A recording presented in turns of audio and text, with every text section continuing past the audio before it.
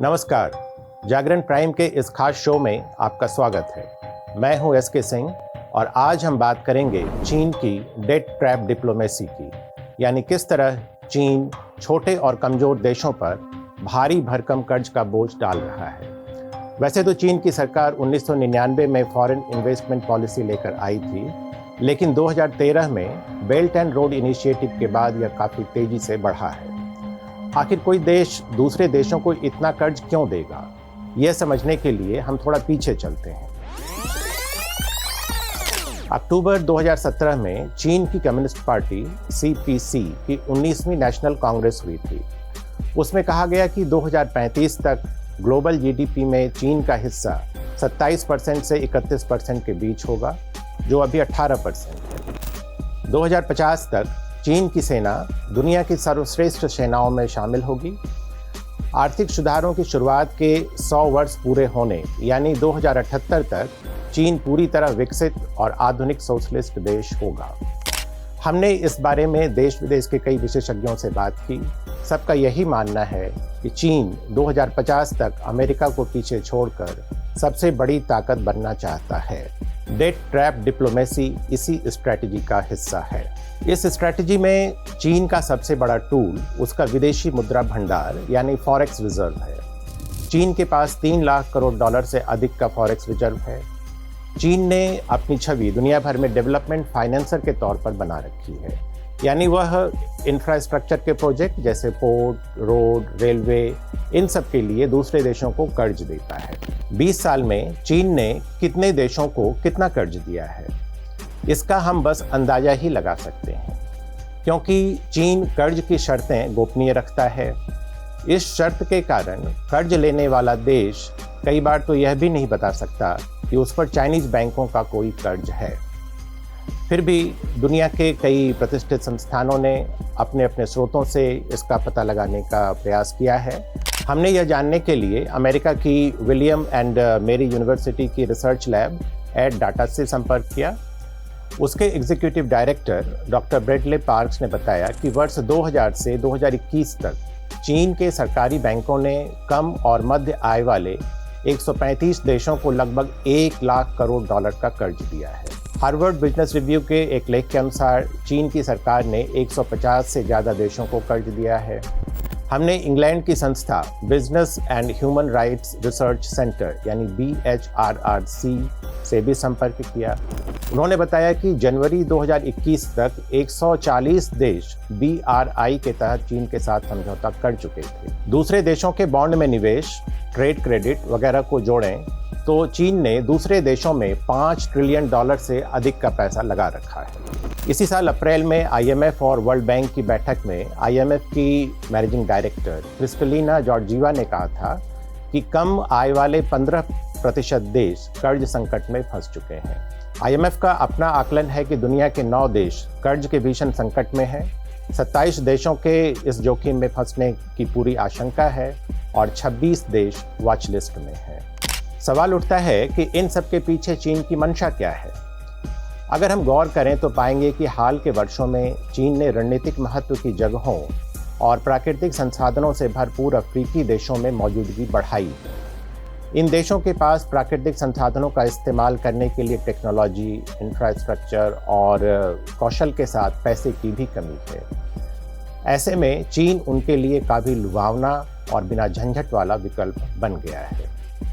यही कारण है कि चीन अफ्रीका का सबसे बड़ा बायलैटरल कर्जदाता बन गया है। बॉस्टन यूनिवर्सिटी के ग्लोबल डेवलपमेंट पॉलिसी सेंटर के अनुसार चीन के बैंकों ने वर्ष 2000 से 2020 के दौरान अफ्रीकी देशों के साथ 1188 लोन के एग्रीमेंट किए। अब हम चीन की मंशा का एक उदाहरण देखते हैं। इलेक्ट्रिक वाहन बनाने में कोबाल्ट का इस्तेमाल होता है और दुनिया का 70% कोबाल्ट कांगो में है। कांगो की 19 कोबाल्ट कंपनियों में से 15 में चाइनीज कंपनियों ने हिस्सेदारी ले ली है। एक और बड़ा उदाहरण लाओस का है। लाओस म्यांमार का पड़ोसी है और उसकी उत्तरी सीमा चीन से लगती है। बेल्ट एंड रोड इनिशिएटिव के तहत चीन ने अपने शहर कुनमिंग से लाओस की राजधानी वियनतियन तक एक रेल प्रोजेक्ट तैयार किया है। इस रेल लाइन के लिए पहाड़ काटकर दर्जनों सुरंगें और पुल बनाए गए हैं। लाओस गरीब देश है, उसके पास इन सब के लिए खर्च करना संभव नहीं था। इसलिए चीन के सरकारी बैंकों ने प्रोजेक्ट की फाइनेंसिंग की और चीनी कंपनियों ने ही निर्माण कार्य किया। बदले में लाओस को पहले अपनी पोटाश खदानों को गिरवी रखना पड़ा, बाद में उसे अपना पावर ग्रिड भी चाइनीज बैंकों को सौंपना पड़ा। यही चीन की डेट ट्रैप डिप्लोमेसी है। पश्चिमी देशों का आरोप है कि कंस्ट्रक्शन प्रोजेक्ट के नाम पर चीन इन देशों को बहुत ज़्यादा कर्ज देकर उन्हें अपने जाल में फंसा रहा है। दूसरी तरफ चीन का तर्क है कि उसने इन देशों में इंफ्रास्ट्रक्चर खड़ा किया है। पश्चिमी देश दशकों से इसका वादा तो करते रहे, लेकिन काम कभी नहीं किया। एक और खास बात है कि कमज़ोर गवर्नेंस वाले अफ्रीकी देशों में चीन ने अधिक निवेश किया है। दरअसल इन देशों को बाहरी मदद की ज़रूरत इतनी ज़्यादा है कि वे चीन के कर्ज की शर्तों की भी अनदेखी कर देते हैं। डॉक्टर पार्क्स ने एक और महत्वपूर्ण बात बताई। चीन के सरकारी बैंक लिक्विड एसेट यानी कि नकद राशि को कोलैटरल के तौर पर रखना पसंद करते हैं। वे फिजिकल एसेट यानी जैसे बंदरगाह, इलेक्ट्रिक ग्रिड, खदान, इन सब को कोलैटरल के रूप में नहीं रखना चाहते। अगर किसी देश के पास प्राकृतिक संसाधन हैं तो चाइनीज बैंक उनके निर्यात से होने वाली आय को एस्क्रो अकाउंट में जमा करवाते हैं। उस अकाउंट पर चाइनीज बैंक का कंट्रोल रहता है और डिफ़ॉल्ट की स्थिति में उस अकाउंट से पैसे निकाल सकता है। हालांकि चीन की यह नीति हमेशा कारगर भी नहीं होती। चाइनीज बैंकों ने सूडान को क्रूड ऑयल एक्सपोर्ट से मिलने वाली रकम को कोलैटरल बनाया था, लेकिन जब सूडान से क्रूड ऑयल का एक्सपोर्ट घटने लगा तो चीन के कोलैटरल की भी वैल्यू कम हो गई। इस समय सूडान न तो चीन का पैसा लौटा रहा है, न किसी अन्य कर्जदाता का। चीन पर एक और गंभीर आरोप इन देशों में मानवाधिकार और पर्यावरण नियमों के उल्लंघन का है। अनेक देशों की सिविल सोसाइटी और मीडिया ने इन कंपनियों पर मानवाधिकार और पर्यावरण नियमों के उल्लंघन के आरोप लगाए हैं। 2013 से 2020 के दौरान चाइनीज कंपनियों पर मानवाधिकार उल्लंघन के 679 आरोप लगे। ऐसे में सवाल उठता है कि इतने आरोपों के बावजूद ये देश चीन के पास ही क्यों जाते हैं? तो इसका जवाब है स्केल, स्पीड और इम्पैक्ट। स्केल का मतलब है कि चीन जितने बड़े इंफ्रा प्रोजेक्ट की फाइनेंसिंग करता है, उतने बड़े प्रोजेक्ट के लिए आमतौर पर कोई और तैयार नहीं होता। स्पीड का मतलब है कि चीन जिस प्रोजेक्ट को 3 साल से भी कम समय में पूरा कर देता है, उसमें दूसरे संस्थानों को 8 से 10 साल लग जाते हैं। और इम्पैक्ट ग्रोथ रेट पर पड़ता है। डॉक्टर पार्क्स ने बताया कि हर बड़े इंफ्रा प्रोजेक्ट से देश की विकास दर 1% बढ़ जाती है। अगर किसी देश की विकास दर पहले 2% थी और उसने चीन की फाइनेंसिंग वाले 3 प्रोजेक्ट को स्वीकार किया है, तो उस देश की ग्रोथ रेट 5% तक पहुंच सकती है। लेकिन ग्रोथ रेट पर यह असर 5 साल होते होते खत्म भी हो जाता है, क्योंकि उस प्रोजेक्ट पर निवेश की तुलना में रिटर्न नहीं मिलता। यहाँ पर एक और महत्वपूर्ण बात है युआन का अंतर्राष्ट्रीयकरण।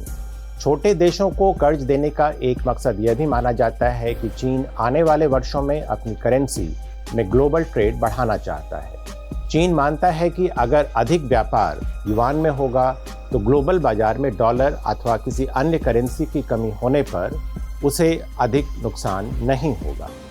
अंतर्राष्ट्रीय भुगतान में युआन का प्रयोग होने पर उस पेमेंट सिस्टम की हैंडलिंग भी चीन के जुरिस्डिक्शन में होगी। व्यापार बढ़ने के साथ चीन का सरप्लस बढ़ेगा, उत्पादों के लिए दुनिया की चीन पर निर्भरता बढ़ेगी। तब चीन ट्रेड का बतौर हथियार इस्तेमाल करते हुए दूसरे देशों पर अपनी राजनीतिक लाइन को मानने का दबाव डाल सकता है। युआन में ट्रेड बढ़ाने में चीन कुछ हद तक सफल भी रहा है। रूस, अर्जेंटीना, ब्राज़ील, बांग्लादेश जैसे कई देश ट्रेड में युआन का इस्तेमाल कर रहे हैं। Global interbanking messaging network SWIFT के विकल्प के तौर पर चीन ने अपना cross border interbanking payment system develop किया है, जिसका रूस इस्तेमाल कर रहा है। एक और बड़ा कारण है कि अमेरिका जब तब विदेशी संस्थानों और लोगों पर प्रतिबंध लगा देता है।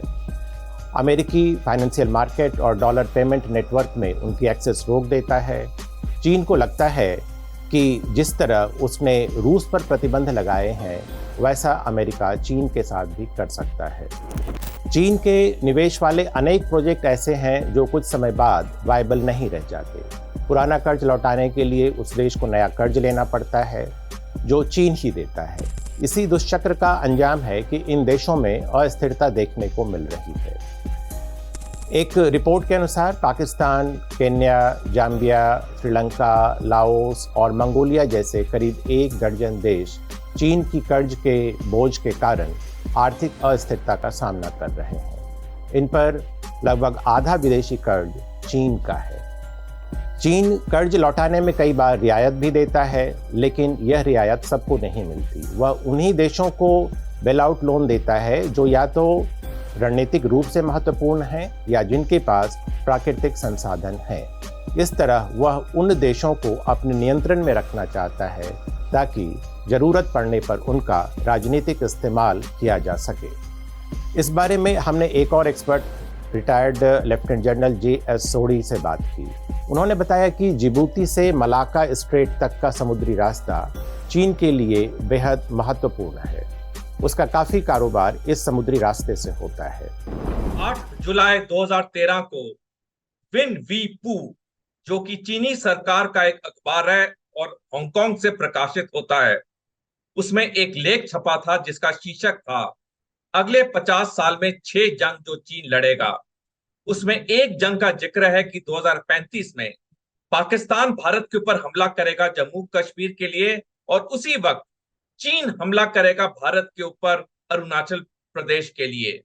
चीन हालांकि हमारा दुश्मन देश है, लेकिन उसकी एक खासियत है, वो जो भी दशकों आगे की प्लानिंग करता है उसे पहले ही वो पब्लिक डोमेन में डाल देता है।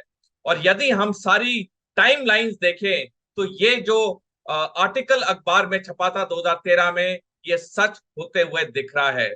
इस लिहाज से भारत के पास 12 साल हैं अपनी सैनिक शक्ति में और इजाफा करने के।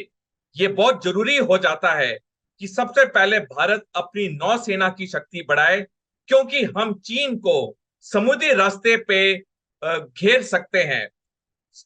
मलक्का स्ट्रेट से लेके डिजिबोती तक का जो समुद्री रास्ता है वो चीन के लिए बहुत ही महत्वपूर्ण है, क्योंकि चीन का 60% कारोबार इस समुद्री रास्ते पे होता है। यदि हम सफल हो सकते हैं चीन को इस समुद्री रास्ते पे रोकने से, तो हम चीन के ऊपर एक बहुत बड़ा प्रहार कर सकते हैं। और जरूरी हो जाता है कि हम अपनी वायु सैनिक शक्ति में और इजाफा करें। आज की तारीख में हमें 42 स्क्वाड्रन ऑथराइज्ड हैं लड़ाकू विमान के, हमारे पास सिर्फ 28 स्क्वाड्रन है, क्योंकि कुछ दिन पहले ही MiG-21 के 3 स्क्वाड्रन ग्राउंड हो चुके हैं। क्योंकि हमारे पास समय कम है, एक और जरूरी हो जाता है कि हम अपने रक्षा बजट में इजाफा करें, ताकि हम इन 12 सालों में अपनी सैनिक शक्ति को और शक्तिशाली और मजबूत करें। भारत का अपनी नौसेना को मजबूत करना चीन के लिए दिक्कत पैदा कर सकता है, इसलिए वह भारत को जमीन, समुद्र के रास्ते पूरी तरह से घेरने की तैयारी कर रहा है। चीन ने भारत के पड़ोसी देश पाकिस्तान, अफगानिस्तान, श्रीलंका, म्यांमार, नेपाल को भी कर्ज दे रखा है। इस बारे में हमने एक और expert, OP Jindal global university की एसोसिएट प्रोफेसर डॉक्टर श्रीपर्णा पाठक से बात की।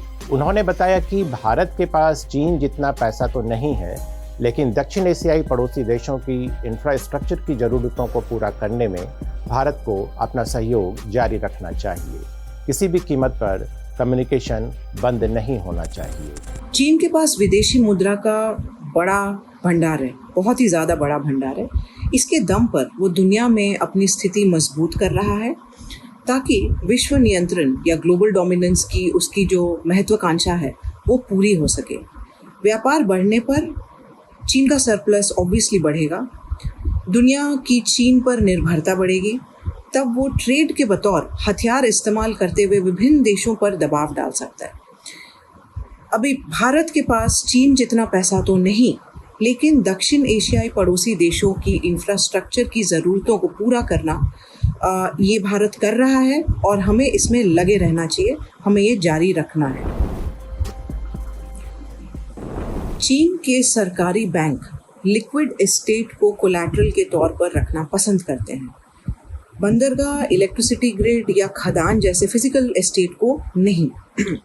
अगर किसी देश के पास प्राकृतिक संसाधन है तो चाइनीज़ बैंक उनके निर्यात से होने वाली आय को एस्क्रो अकाउंट में जमा करने की शर्त रखती है। उस अकाउंट पर चाइनीज़ बैंकों का नियंत्रण रहता है और डिफ़ॉल्ट की स्थिति में उस अकाउंट से पैसे निकाले जा सकते हैं। मार्च 2023 में केन्या पर 6.3 अरब डॉलर्स का कर्ज था। इसमें से लगभग 64% कर्ज चीन का था। हाल में चीन के कुछ हैकर्स ने केन्या सरकार के संस्थानों पर साइबर अटैक किया था और ये माना जा रहा है कि मकसद कर्ज लौटाने की स्टेटस को पता लगाने के लिए किया गया था। ये किया गया होगा हैकर्स के द्वारा, चाइनीज़ हैकर्स के द्वारा। बट बात ये होती है कि हर एक देश के पास एक डेटा सॉवरेनिटी होता है। कोई भी देश अगर इनडेटेड है, अगर कर्जदार है, उसका मतलब ये नहीं कि उसकी सॉवरेनिटी घट चुकी है। अब अगर चीन ये मान के चल रहा है कि ऐसे देश जो इनके कर्ज नहीं लौटा सकते, उनकी डेटा सॉवरेनिटी या उनका साइबर स्पेस सॉवरेनिटी कोई मायने ही नहीं रखता, चीन हैकर्स के थ्रू क्रेडिट स्टेटस पता कर सकते हैं, तो ये हमें बता रहा है कि चीन के लॉन्ग टर्म प्लान्स एक्चुअली क्या है अफ्रीका में।